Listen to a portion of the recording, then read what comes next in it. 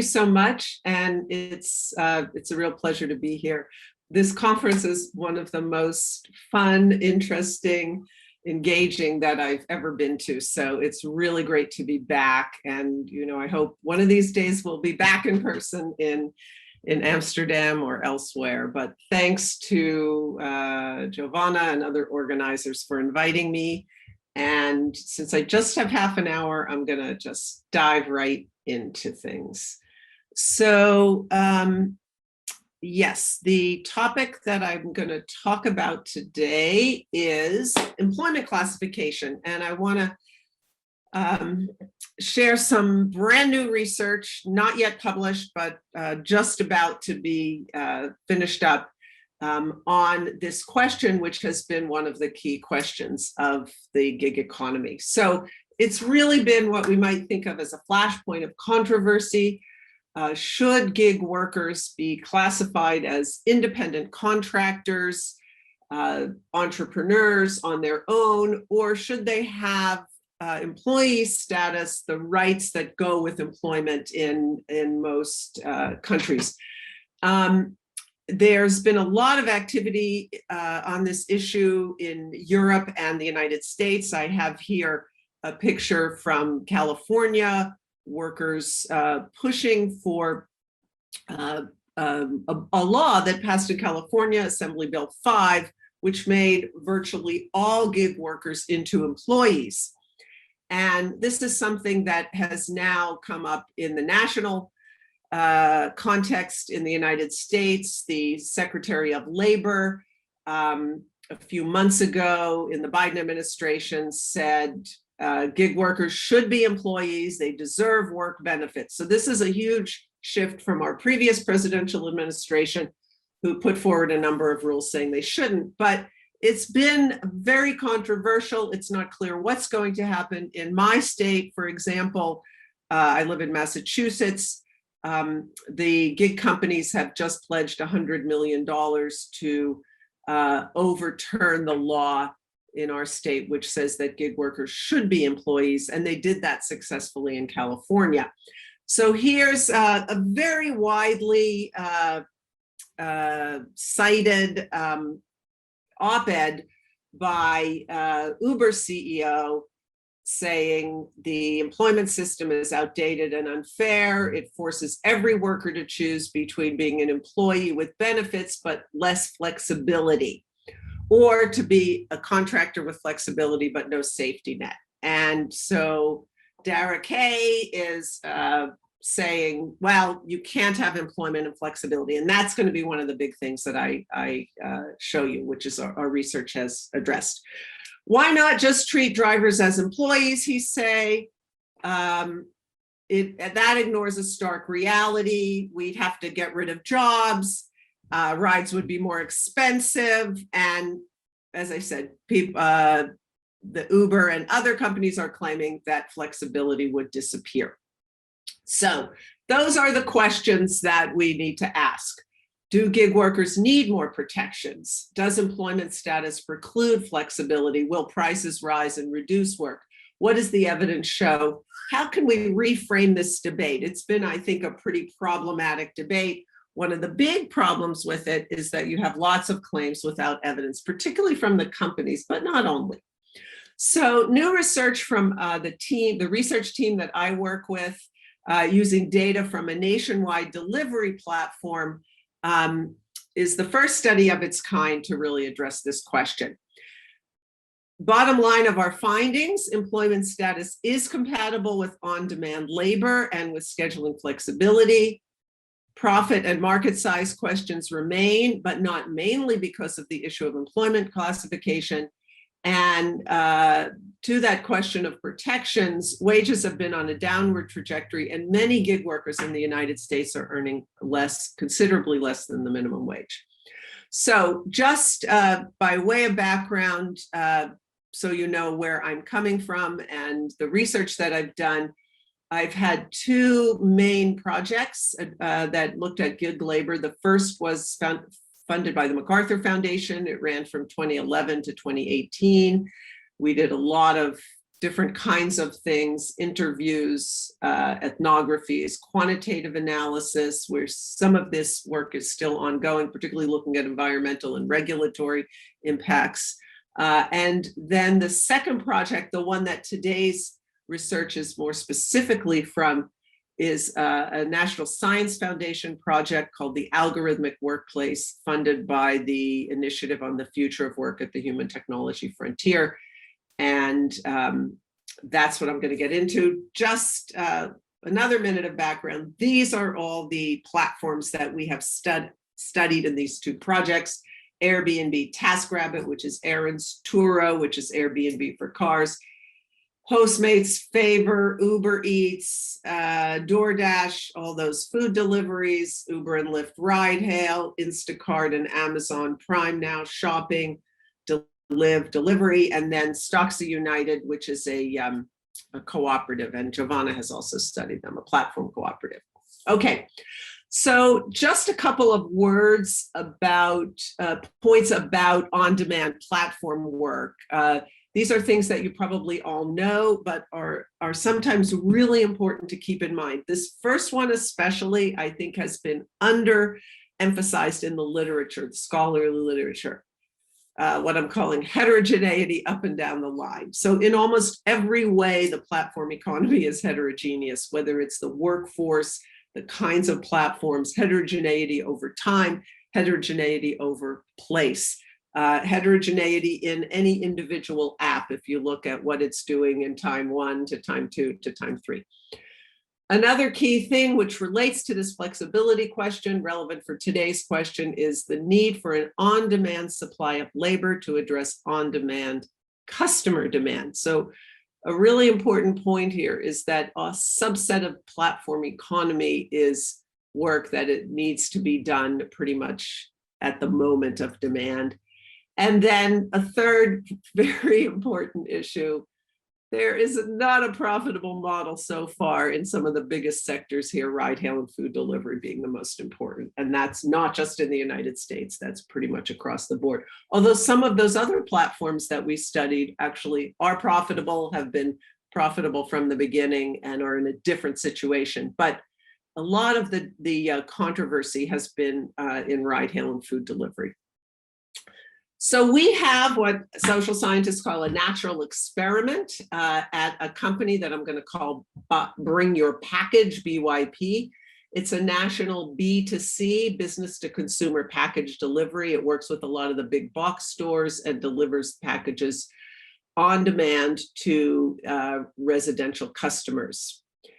As the AB5, the California law, was going through the legislature, Bring Your Package saw the writing on the wall and thought, you know what, let's transition our drivers in California to become employees, because this is going to happen anyway, and we think it's not going to be a problem for us. Our team had access to data on driver schedules, hours, routes, etc. And we also conducted interviews with key informants, with workers, with frontline operational managers, the people who sit at their screens and sort of help the drivers as they're on their routes, and also with top executives at the firm.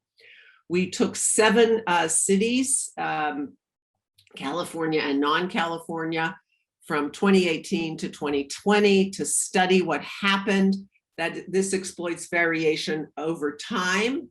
So from the pre-employee to the employee status condition in California, and then across the country, locational variation. And that's how you get that natural experiment. And we focused on 3 issues: flexibility, working hours, and efficiency. We use multiple regression analysis to analyze the impacts of employment status, as well as just some descriptive statistics that I'm going to show you. The big finding, or a big finding, the scheduling system did not change after the shift to employment status. Workers retained the same flexibility that they had beforehand. They were able to choose shifts that they preferred, and the basic structures of the 3 worker groups that we identified, and I'll show you those in a minute, remained.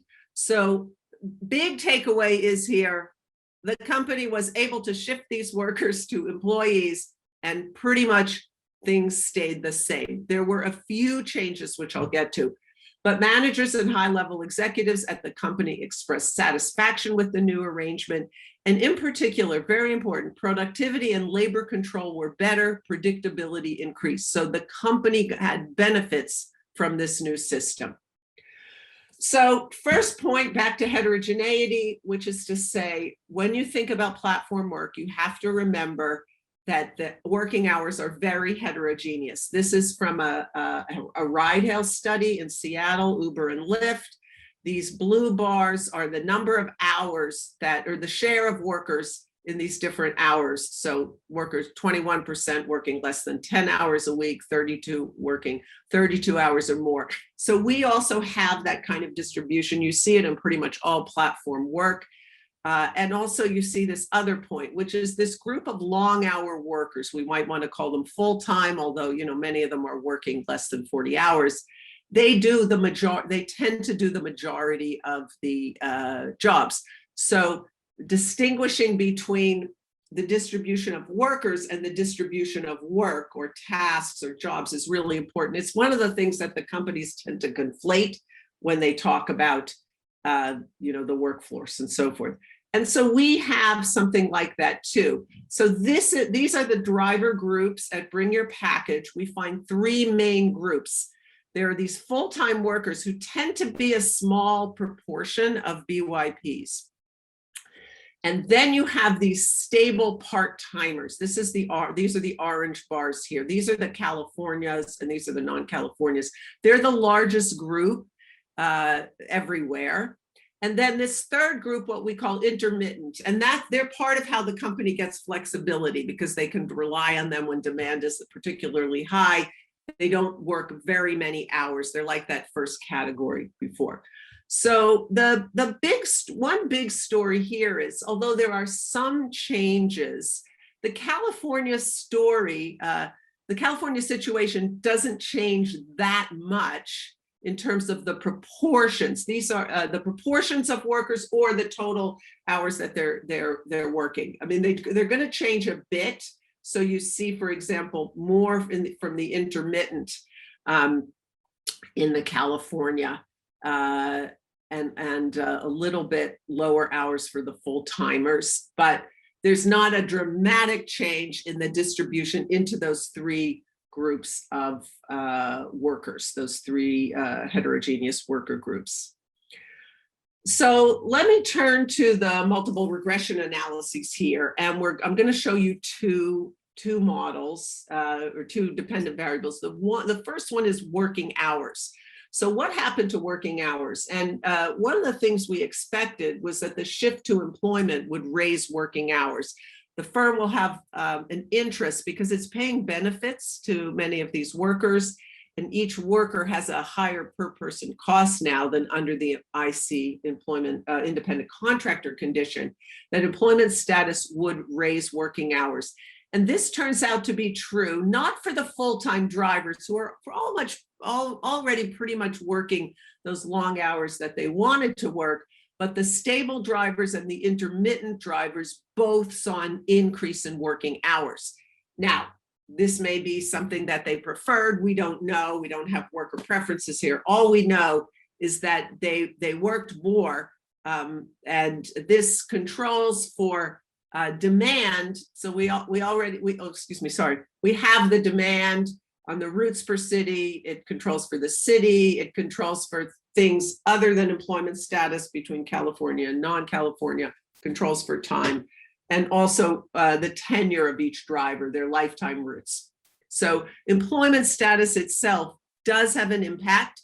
When workers are transitioned into employees, they work longer hours unless they're full-timers.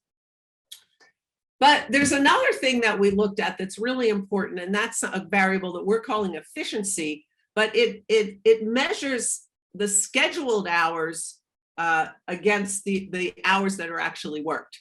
So one of the things about this platform and many platforms is that they schedule workers and they may or may not have enough work for them during those schedules. So at Bring Your Package, if a worker was scheduled for a shift and there weren't any packages to deliver, they'd be sent home and they'd get half the pay for that shift under the independent contractor condition. And they get pay also under the employee condition. But the interesting thing here is that in all the employment status got us a closer relationship between hours worked and scheduled hours. So the delivery became more predictable. People worked the hours that they were scheduled for, possibly both because things were more predictable for the company and maybe also because the workers were more willing to work those hours. The company may have had more control over the workers. It's something they certainly told us in the interviews. So here you have, we can think of this as an efficiency or a productivity impact that is a sort of positive thing, certainly for the firm. Whether it's also positive for the workers, we can't really tell here. All we know is that they were more likely to work during the shifts that they were scheduled for, less likely to be sent home without work. Probably a good thing for the workers too. So what about costs? Well, the company was unwilling to give us their cost data. We do know that costs increase. We don't know how much, somewhere maybe between minimum of 10% up to maybe 30%. Higher costs were partially offset by increased productivity and efficiency. We don't know exactly how that worked out. But do higher costs preclude the shift to employment? We think the answer to that is no. Certainly what the key informants from the company told us was that overall they felt the shift was a positive thing. They were not, they didn't think they'd made a mistake by doing it. They were, generally positive about it. So if costs do rise, then one of the things that's likely to happen is that prices will also rise. But one of the things we have to understand about the platform economy is that prices are going to rise no matter what. There was a really strong piece in the New York Times some months ago as prices started to rise in ride-hail in the United States, in which this is a tech writer for the Times, Kevin Roos, is like, these prices have been subsidized by the platforms as they tried to create really big markets and dominate their markets. They gave consumers prices that were below the true costs of providing these services. In ride-hail, it's been estimated that was about a 40% subsidy, so a huge subsidy. And these are, as he said, farewell millennium lifestyle subsidy.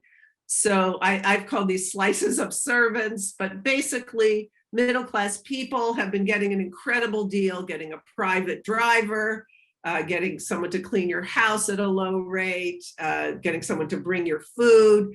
The prices for these services have been too low, and they need to rise because they've been subsidized by investors, and they are going to rise. And that means these markets are going to shrink. So the idea that the ride-hail market or the food delivery market is as big as it has been during this period when investors are subsidizing this phenomenal market growth is wrong. Do workers need wage protections? I'm going to just talk about the US picture to say, I think the answer to that is really yes. In the US, there's been a collapse in earnings, particularly in ride-hail and food delivery. One of the best studies of this found that between 2013 and 2017, earnings in transportation, so those are all kinds of drivers, fell by more than half. Proposition 22 took away minimum wage protection for gig workers, and it promised a quote unquote wage guarantee, but that actually turns out to be below minimum wage at about $5.64 an hour, because it doesn't include the considerable time that people sit around waiting for jobs, rides, or food. After expenses, many gig workers are making less than the minimum wage. I mean, we have people in our interviews who, during the interview, they try and figure out what they made, and they finding out they're making like $4, $6 an hour. So there's been a lot around this. I think the answer is pretty clear. These workers need wage protections, at the very least a minimum wage. Can employment work for ride hail? I mean, I gave you our research is on package delivery. It's a little bit different. It has shifts. Can it work for ride hail where there are no shifts? So number one, we already have a case of that, the United Kingdom, where it is enforced. New York City in 2018 put in regulations that go a long way toward a kind of employment system where there's a minimum wage guarantee, both before and after expenses. There's a driver cap, some restrictions from the platforms.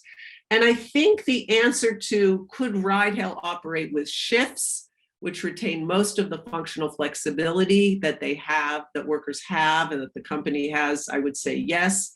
They're necessary to pay for idle time. They've kind of moved in that direction in New York.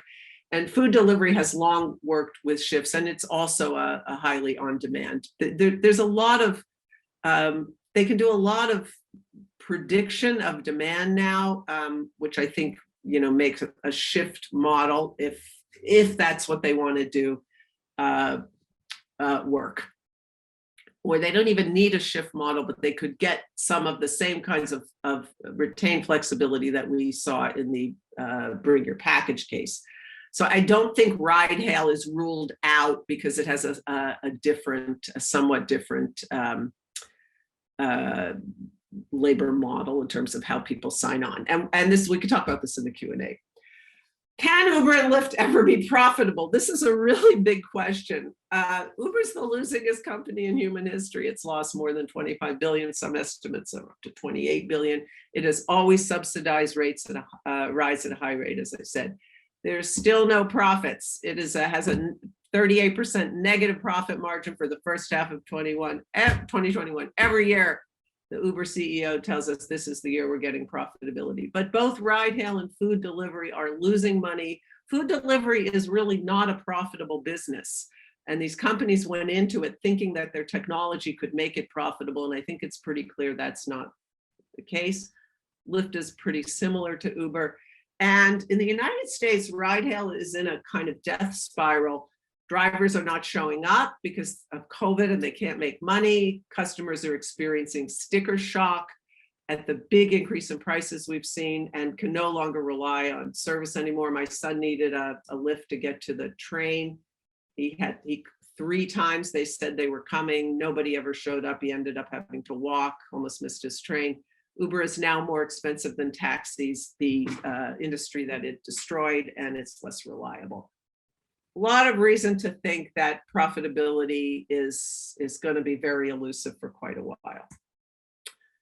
And I would say, I know this is a little bit controversial, Uber and Lyft are bad faith actors. Their claims about employment are false. Prop 22 is basically a scam, a lot of promises that were not fulfilled or things they gave drivers and took away after Prop 22. Almost nobody is getting the kinds of returns that they promised.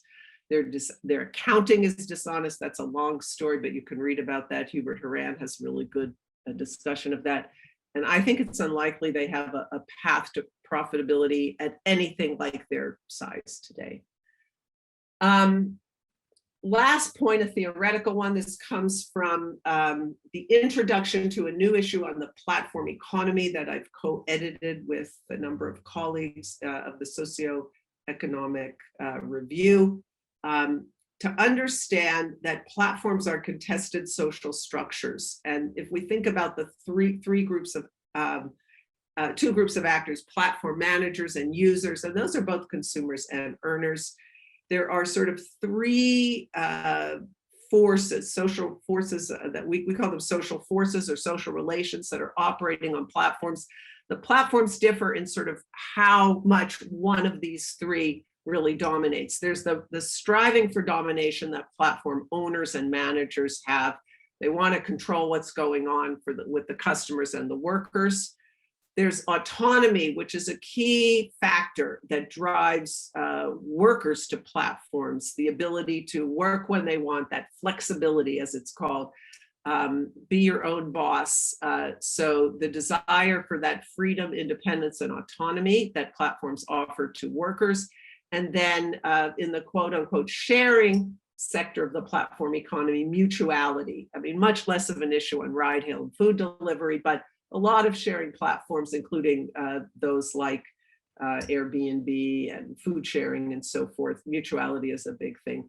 And the state of the markets, regulations, civil society, all of these are affecting this, these contested social relations. And this is one of the reasons we have so much heterogeneity up and down the line, as I said, because the relative power of these three forces, the domination, autonomy, and mutuality, varies a lot across different kinds of platforms. It varies across time and it varies across space.